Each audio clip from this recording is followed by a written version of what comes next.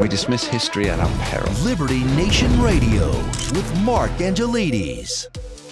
Beware, beware, if the voters dare to vote in Donald Trump or someone similar in 2024, the nation as you know it will become unrecognizable.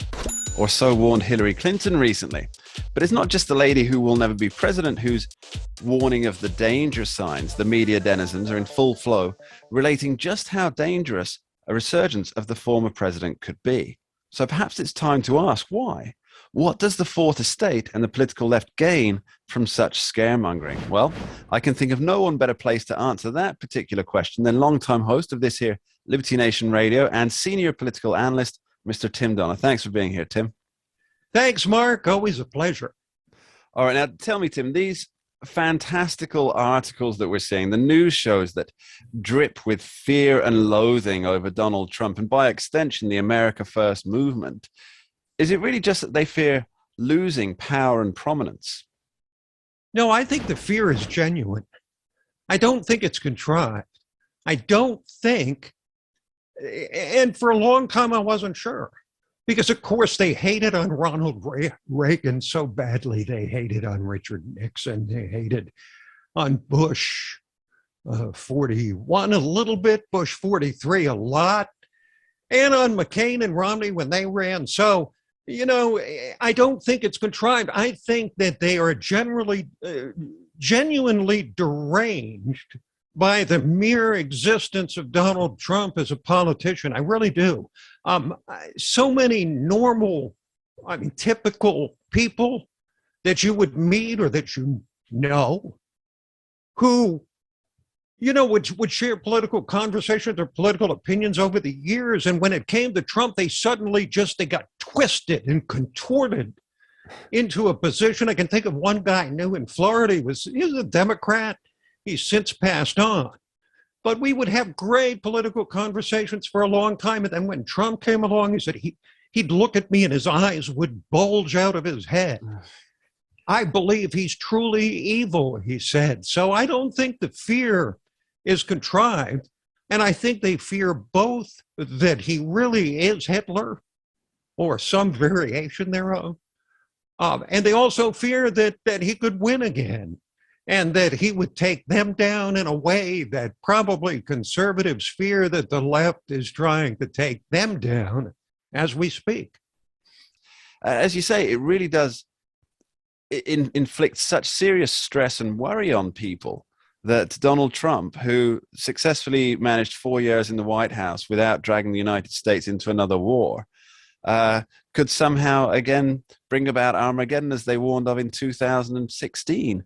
Now, you wrote recently about the left, the political left, playing head games to try and get would-be Trump voters. Do they really think that anything other than a complete volte-face on their own policies can convince this swath of voters who have been neglected for so long to change their ballot in favor of the Democrats? Well, this is what you really would call gaslighting. Gaslighting means trying to convince people that what they see isn't really what they see, that what they see represents their own lying eyes. And so the reason that they're playing head games on Trump voters, Mark, is because they've played the Trump is Hitler card for 5 years. They managed to take him down in 2020 in what was really, it was a collusion between all the forces of the establishment, as was admitted in an extremely revealing article by Molly Ball in The Atlantic after the election. So gaslighting Trump now means not trying to tell independent voters and even Trump voters that he's Hitler anymore because they played that card. It's not going to work again, Mark. So they have to come from a different tack, because the only people that will accept the attacks equating Trump with Hitler are people that already hate the guy. So what they have to do is try and convince Trump voters that, whether you like him or not, the problem is he can't win in 2024 because of January 6th, because of a myriad of different things. Hey, you may like him or not, and we're not saying you shouldn't, but he's hurting the Republican Party. And maybe the most absurd headline of them all was in National Review from Rich Lowry, of all people. Actually, it was in Politico from Rich Lowry, where it said, Trump hurts GOP populism. Well, excuse me, but Trump was the one that introduced populism into the GOP in 2016, where it really had almost never been before. Yes, it's quite amazing to the lengths to which they go here. Now, let's talk about the state of the Democratic Party today. We've discussed Joe Biden's physical and mental state before on Liberty Nation Radio, but where do you see the folks who voted for Joe Biden in 2020? Are they still willing to carry the water for him? Well, they have to carry his water.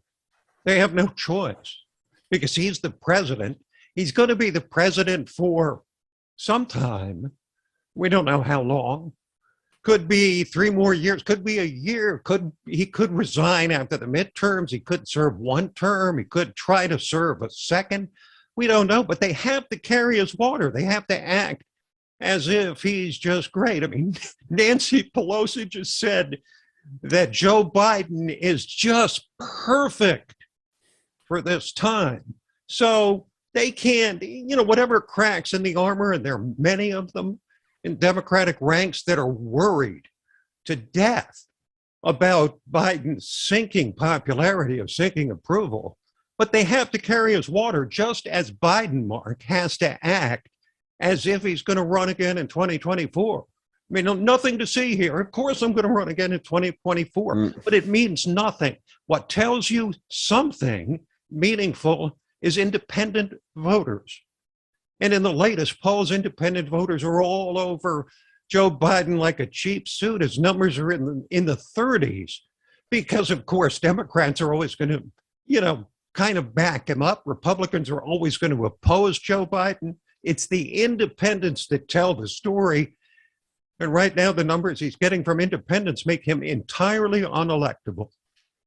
Yeah, you did a recent article as well on the Hispanic vote, which I found fascinating. So now Hispanic votes are more for the GOP than for the Democrats. Now, do you think that's a direct response to Joe Biden, or is it to Democrat policies, or is it a combination of the both? I think it's a culmination of time here where, it's a very patronizing thing that political analysts tend to do, and the media. They tend to lump blacks and Hispanics together because they're all minorities, but they really don't have anything in common other than the fact that they're not part of an increasingly slender white majority in the country. Hispanics tend to be culturally conservative in most Hispanic cultures, and the word Hispanic is a misnomer because Cubans have very little in common with Mexicans, Puerto Ricans, or Venezuelans, and the point goes on. But this is a vital sector of the electorate that the Democrats have to win, that the Republicans have been making some inroads in, but this is shocking. I mean, Trump went 29% among Hispanics in 2016, 38% in 2020, and now this poll shows that Hispanics, writ large, dead even, Democrats and Republicans. Remarkable. The fire that Donald Trump lit. Tim Donner, thank you ever so much. Always a pleasure, Mark. California and Texas in a battle for the ages. Coming right up after this message. We dismiss history at our peril. Liberty Nation Radio with Mark Angelides. Who are we? We are Americans that believe in liberty. We are a project of the nonprofit One Generation Away. We are patriots who apply the founding principles to the issues of today. And they keep moving the goalposts on us. We are educators and commentators who love America and the Constitution. Who are we? We are Liberty Nation.